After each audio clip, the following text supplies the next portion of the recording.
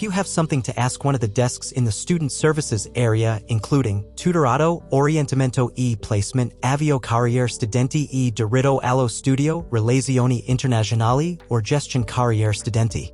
The university has activated a ticketing service where you can ask questions directly to the relevant offices.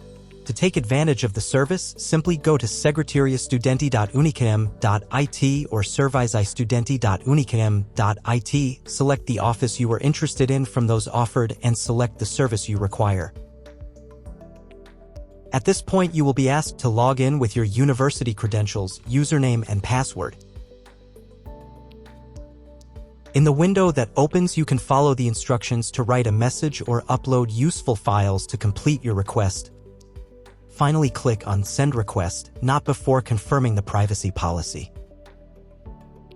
The request will immediately reach the destination office, which will provide a response as soon as possible. By going to My Requests at the top, you can see the response and reply.